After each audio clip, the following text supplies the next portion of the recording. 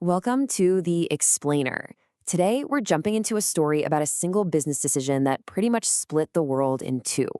It turned one CEO into a folk hero, a total villain, and, as we're about to see, something way more complicated than that. So, back in 2015, a CEO in Seattle makes this announcement, and it was so out there that it prompted predictions of, well, spectacular failure.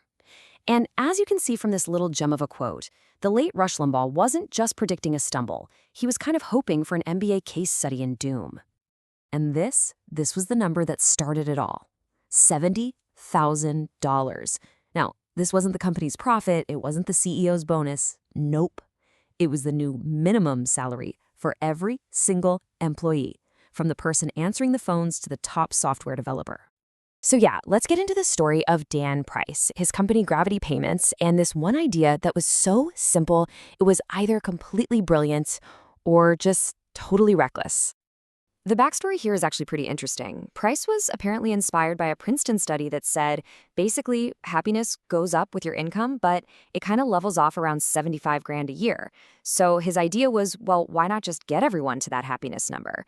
And to make the math work, he slashed his own $1 million paycheck by over 90% to help pay for it. The reaction? Oh, it was immediate, and it was intense. 1 minute, Price is on magazine covers being hailed as this visionary. And the next, the criticism came pouring in. And it got personal, fast.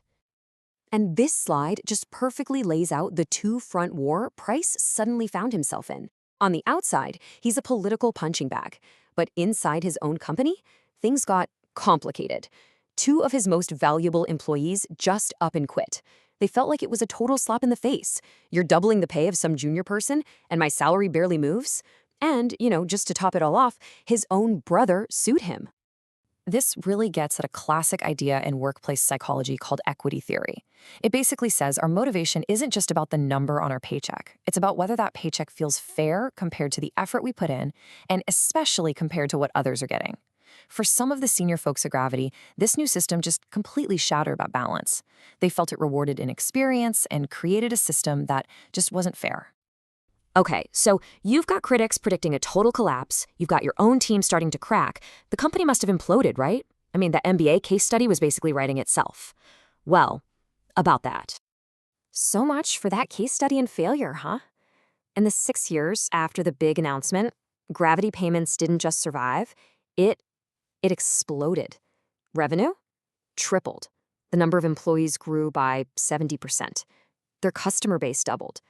I mean, the numbers just completely defied every single prediction of disaster.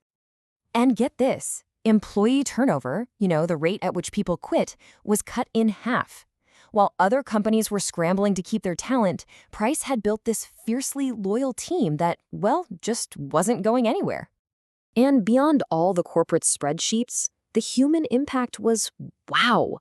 Just look at this stuff. Employees were buying their first homes at 10 times the old rate. The company had a literal baby boom because people finally felt financially secure enough to start a family. 70% of them paid down debt. This wasn't just a raise. For a lot of these people, it was a totally different life. But the real ultimate test of all this loyalty? That came with the pandemic. The company's revenue just cratered by 55%. They were months away from going under. And then something pretty incredible happened. The employees, the very same people who got these huge raises, voluntarily took pay cuts to save the company. Not a single person was laid off. It was just this stunning act of loyalty. And once business picked back up, they were all paid back, every penny. But the story doesn't end there with a nice, neat little bow. Because while the business experiment was, by all accounts, a huge success, the personal story of the man behind it was about to get very, very dark. And this is where that whole narrative of Dan Price, the good guy CEO, really starts to fracture. Serious, really disturbing allegations began to surface that would challenge everything about his public persona. The first real public crack showed up in 2015, the very same year he made the salary announcement. His ex-wife, Christy Colon, gave a TEDx talk where she described being beaten and waterboarded by an ex-husband. Now, she didn't name Price, but for a lot of people, the context was clear. Price flat out denied it, and the university ended up deciding not to publish the video of her talk. But the allegations just kept coming. In 2021, a woman accused Price of rape, which led police to recommend charges. Not long after that, a bombshell New York Times investigation came out, alleging a whole pattern of abusive behavior. Then, in 2022, he was officially charged with misdemeanor assault in a case involving a different woman in Seattle. For his part, Dan Price has consistently and forcefully denied everything. He's maintained his innocence the whole time, calling the accusations false and saying it's all part of a campaign to take him down. All of this, as you can imagine, led to an inevitable breaking point. It forced a huge change at the very company he had turned into this global symbol of corporate fairness.